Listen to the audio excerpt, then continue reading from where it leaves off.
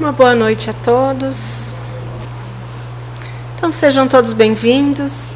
Vamos iniciar com o nosso momento de prece, para que a gente se harmonize, para que desaceleremos o nosso passo.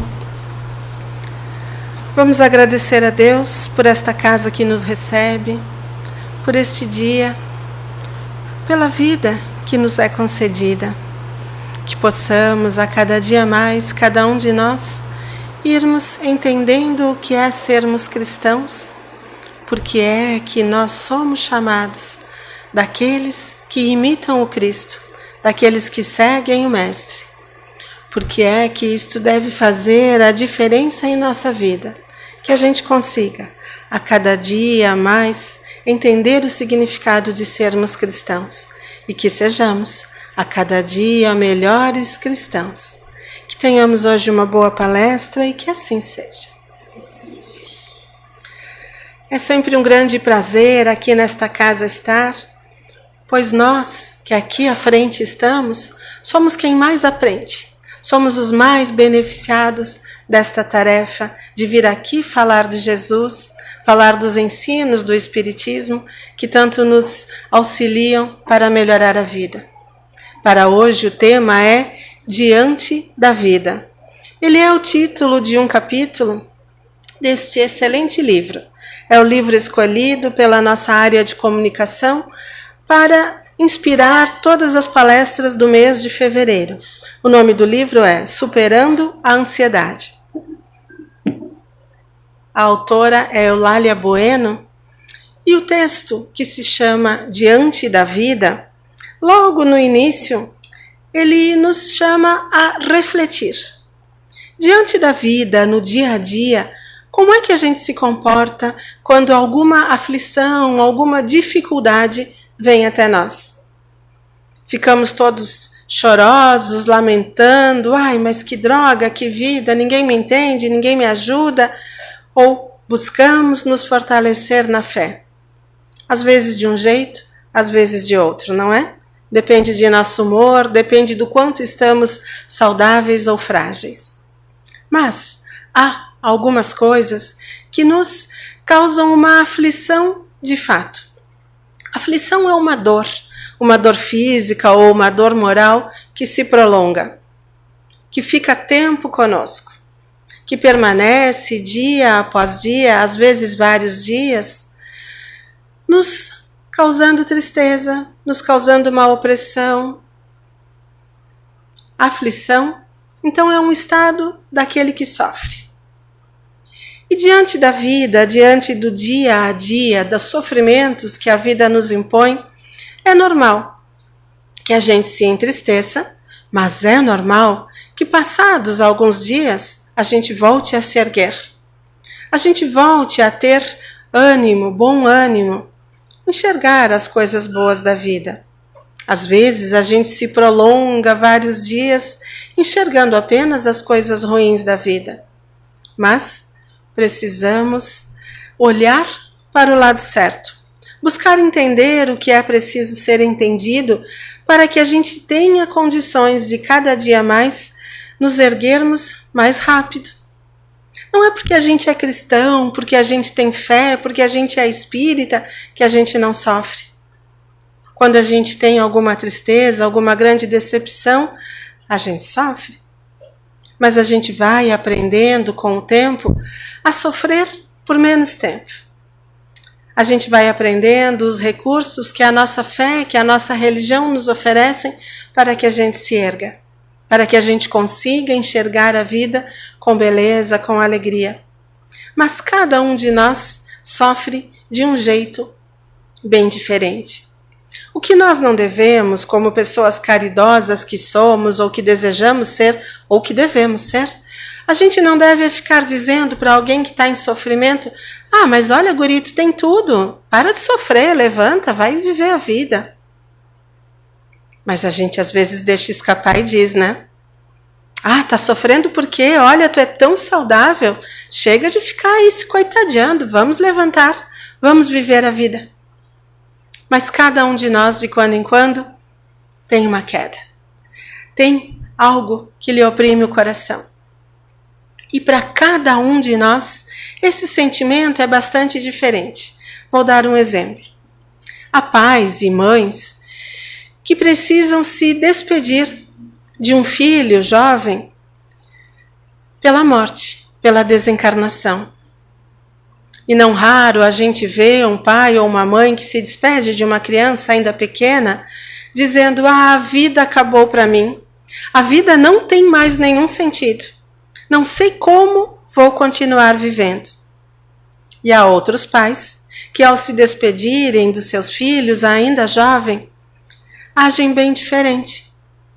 Eles enxergam ali uma oportunidade que Deus lhe dá de ajudar outras famílias a cuidarem bem dos seus filhinhos, já que o filhinho deles não está mais entre eles. A mesma situação, a mesma perda, a despedida pela morte, pela desencarnação, para cada pessoa é sentida de forma diferente. E está tudo certo. Esse é o normal. Porque cada um de nós tem uma longa caminhada lá atrás e aqui nesta vida. Pode ser que algo que nos cause aflição diante desta vida tenha acontecido quando éramos crianças, lá em nossa infância, algo que foi muito difícil, muito sofrido, que nos marcou, e hoje, de quando em quando essa situação é relembrada, é revivida, ficamos aflitos.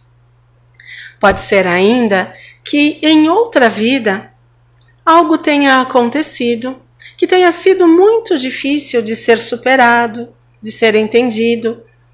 E nesta vida, quando acontecem coisas semelhantes, entristecemos às vezes sem nem ter algo para explicar, sem nem entender bem.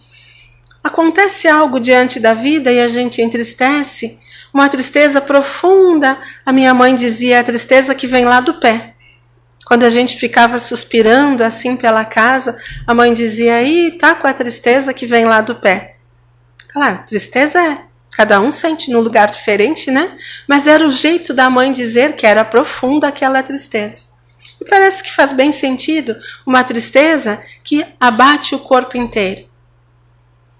E às vezes a gente pode ouvir de alguém, mas olha, por que é que tu está triste? E a gente nem saber explicar. Quando a gente não sabe explicar, a causa pode ser em outra vida, pode ser algo que a gente não entenda bem, mas que precisa aprender a superar, aprender a enfrentar para vivermos bem. Importante é que a gente se respeite e respeite o próximo. Respeite o sofrimento de cada irmão, de cada irmã, principalmente em família. Porque a gente não sabe aonde é que dói, o tamanho da dor. Não há nada para que a gente possa medir com uma régua, com um metro, como é que dói a dor em cada pessoa. Precisamos nos respeitar e incentivar os amigos, os irmãos a terem mais fé. Podemos conversar com os familiares, com os filhos, com os parentes, com os amigos, quando estão em sofrimento, falando de nossa fé. Por que é que nós, espíritos, espíritas, cristãos, temos uma fé que nos empurra à frente, com sofrimento às vezes, mas nos empurra à frente, porque a gente crê que já viveu outras vidas e que vai seguir vivendo. Que não é esta aqui na Terra a nossa única oportunidade de viver.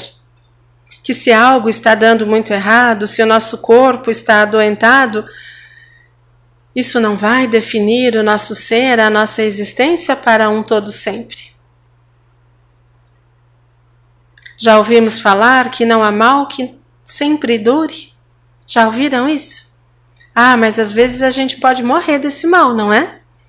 Morre este corpo, mas o espírito continuará vivendo tantas vidas quantas necessárias.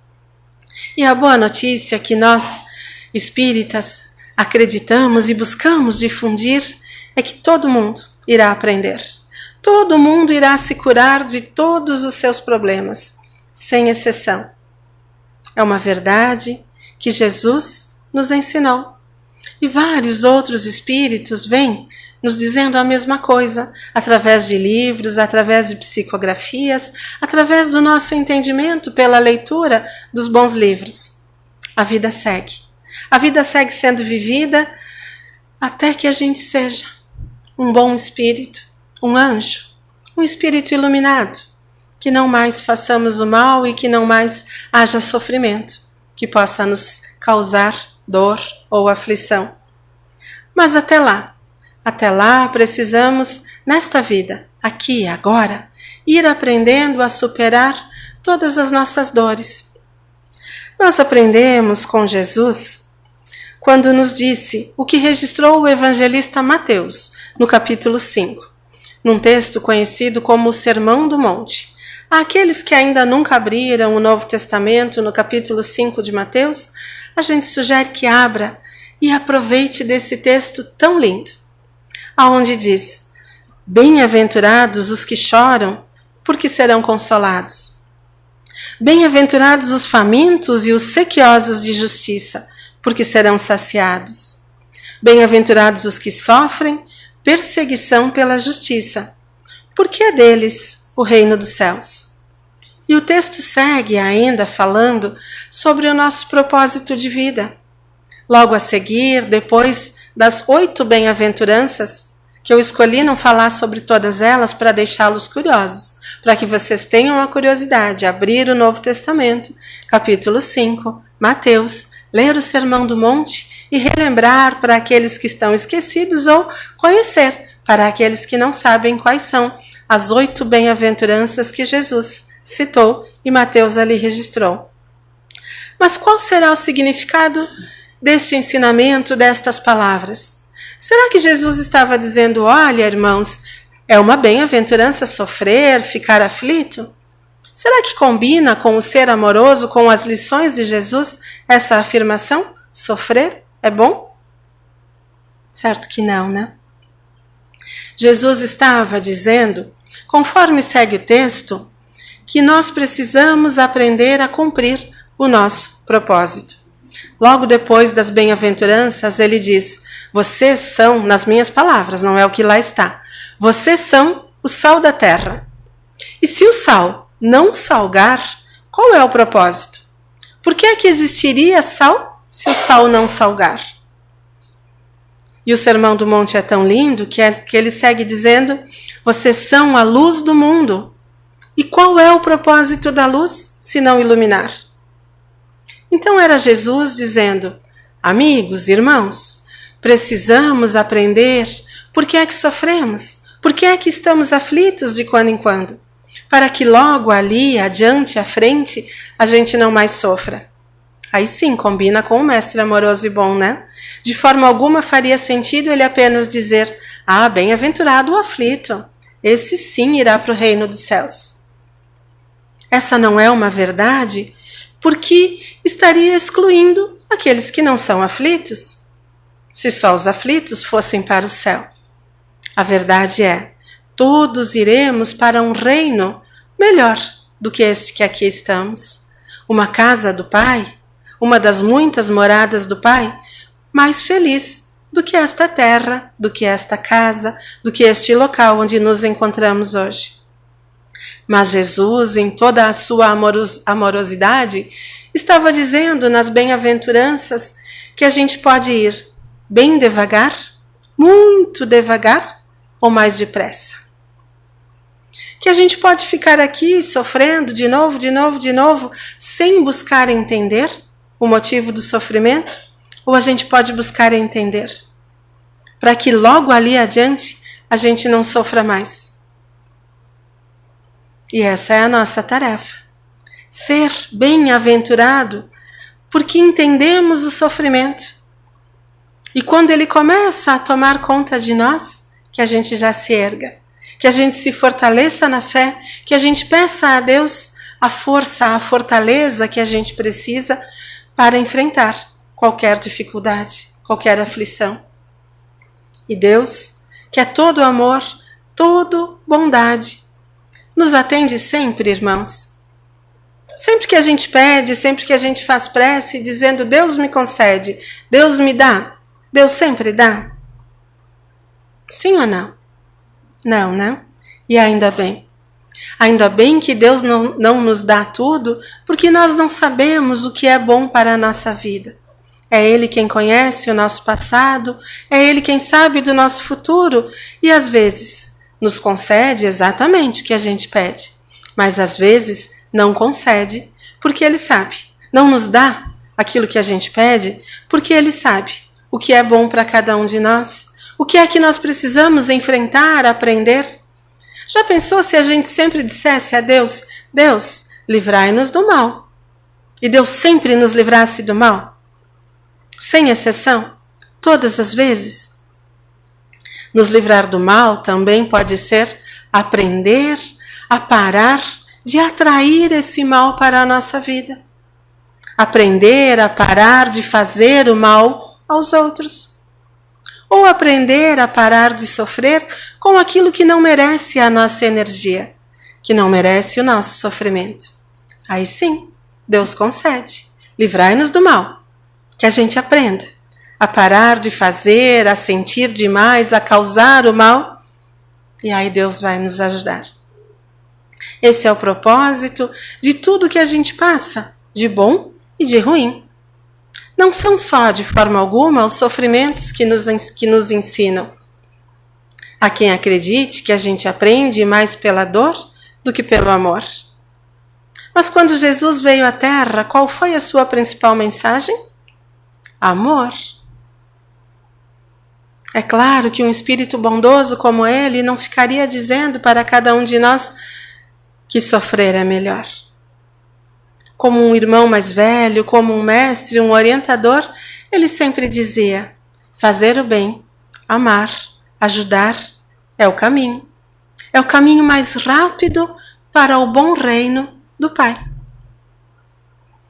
E a gente precisa entender, aprender o significado dessas palavras, desse ensinamento desse mestre amoroso e bom. Entendendo que às vezes, para que a justiça de Deus aconteça, a gente tem alguma aflição, algum problema, mas cada um de nós tem condições de superar, de entender, às vezes bem devagar, demorando bastante tempo, às vezes bem rápido, mas cada um de nós tem condições de bem entender o seu sofrimento, a sua aflição, pois esse é o propósito. Qual sentido haveria se uma dor viesse a mim e eu não tivesse condições nenhuma de entender a causa da dor? Eu não aprenderia a lição. Não é simples, mas é possível. Cada um de nós consegue. Conseguiremos e conseguimos mais do que isso, irmos ajudando aos nossos irmãos. Porque às vezes a gente se revolta, a gente fica meio indignado, quando a gente vê que em nossa casa, em nosso lar, ou na casa de alguém que a gente gosta muito, há muita dor, falta de emprego, falta de saúde. E na casa ao lado, na casa de outra pessoa, há sempre abundância, saúde, alegria. Seria Deus justo se concedesse, sem motivo algum, muita alegria a alguns lares e muita tristeza a outros lares? Certamente não. Deus, que é amoroso, que é bom, que é justo, concede a cada um apenas o que a gente necessita. Então, se em nossa casa ou em alguma casa, neste momento, a dor, o sofrimento, a falta de saúde, é Deus proporcionando aquilo que é o necessário, proporcionando o aprendizado que a gente necessita. Mas de forma alguma o objetivo de Deus é: olha, sofre bastante, sofrer é o necessário. Não. O objetivo de Deus sempre será: sejamos felizes. Sejam felizes todos os meus filhos. Não combinaria com a amorosidade, com a grandeza de um ser criador de mundos, o ser supremo, que em todos os lugares pode ver, pode estar. Se impusesse a qualquer pessoa uma aflição, um sofrimento que não fosse merecido. Mas nós, em nossa pequenez ainda, continuamos a nos causar sofrimento. Então que a gente faça preces a Deus, pedindo no dia a dia, quando o sofrimento, quando a dor nos chegar, pedindo forças. pedindo a Deus para que a gente veja, para que a gente escute o que é preciso, para que a gente faça o que é preciso, para que o sofrimento nos deixe, para que vá embora de nossa casa, para que as aflições não fiquem sendo sentidas de novo, de novo e de novo, para que a gente vá rápido para o lugar bom que Jesus disse que há, logo ali à frente. Quando a gente transformar qualquer dor, qualquer sofrimento em bem-aventurança, em alegria, em aprendizado, porque teremos entendido o que quer dizer a justiça divina. É tarefa que a gente vai conseguir. É claro que em alguns dias, um pouco mais desanimados, a gente diz, não, de novo, não consigo, mais um dia triste, mais um dia sofrido. Somos cristãos. Precisamos aumentar a nossa fé a cada dia. Jesus, quando estava nos aconselhando sobre a nossa tarefa aqui na terra, dizendo àqueles homens que lá com ele estavam, ele disse que uma das tarefas dos homens era ser perfeito. Cada um de nós deveria ser perfeito. A gente consegue, irmãos, hoje, aqui, agora, sermos perfeitos? Ainda não. Mas Jesus não se equivocou. Ele estabeleceu isso como uma meta, como um objetivo. E a gente precisa se esforçar para chegarmos lá. Ser perfeito. Como perfeito é o nosso Pai que está no céu. É a frase que lá está em o Novo Testamento. Parece algo tão inatingível, tão impossível, hoje, agora, mas a gente vai conseguir. Cada um de nós irá conseguir vencer tudo que é necessário vencer. Porque é por isso que reencarnamos. Para vencer as aflições, para aprender a amar, para aprender a perdoar, para sermos perdoados por todos aqueles a quem magoamos, a quem fizemos o mal no passado. São tarefas possíveis, tarefas atingíveis, para que um dia sejamos todos nós, homens, mulheres, felizes, fazendo apenas o bem a todos, cumprindo aquilo que Jesus disse também, quando falou que deveríamos amar àqueles que nos odeiam, àqueles que nos perseguem, àqueles que nos caluniam. Iremos entender bem o significado destas palavras. Mas se a gente ficar acreditando tudo para o futuro, lá um dia eu vou entender, porque eu vou ter muitas vidas, quem sabe esse futuro demore a chegar. Lembremos do Sermão do Monte, das bem-aventuranças. Nós somos o sal da terra. Para isso cá estamos. Se o sal não cumprir o seu propósito, não salgar, para que existir sal? Foram palavras de Jesus, claro que eu digo com as minhas palavras. Busquem lá no Sermão do Monte. Se a luz não iluminar, qual o propósito da luz? Que sejamos luz, que iluminemos os caminhos à nossa frente, à nossa volta. Que não fiquemos focados no passado, em nosso dia a dia, para que o excesso de passado, de suspiro, de dor daquilo que a gente não pode mudar porque está lá no passado, para que tudo isso não defina o nosso presente e o nosso futuro. Eu trouxe um poema do poeta Casimiro Cunha. Ele está no livro... Qual é o livro? Livro chamado Assembleia de Luz, psicografado por Chico Xavier. Neste poema, Casimiro Cunha nos traz um trio. 3 palavras, 3 coisas, que ele chamou de trio da esperança. Eu vou repeti-las várias vezes e vocês irão repetir comigo. Esse trio da esperança é o que pode nos fortalecer, para que perante as aflições do dia a dia, a gente sofra a cada dia menos, a cada dia um pouquinho menos, até que essas aflições não mais nos atinjam de uma forma tão poderosa, tão potente, nos causando um sofrimento muito prolongado. Trio da esperança diz o seguinte: coração fatigado, na aflição que te vigia, nunca percas da fé. Trabalha, espera e confia.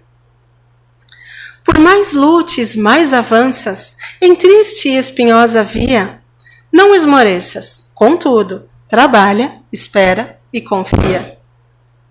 Cada hora te parece nova dor que se anuncia, não te afundes em revolta, trabalha, espera e confia. Já não sabes o tamanho da prova que te assedia, mesmo assim, prossegue à frente, trabalha, espera e confia. Encontras a cada passo desprezo, descortesia, desculpa, servindo mais, trabalha, espera e confia. Entre os seres mais amados, padeces desarmonia, não faltes a paciência, trabalha, espera e confia. Sonhaste calma e ventura e sofres em demasia? No entanto, aguarda o futuro, trabalha, espera e confia. Não temas, nem desesperes. Toda sombra é fugidia. O sol brilha, a nuvem passa. Trabalha, espera e confia. Para a cura da ansiedade, da angústia e da melancolia, usa a receita de sempre.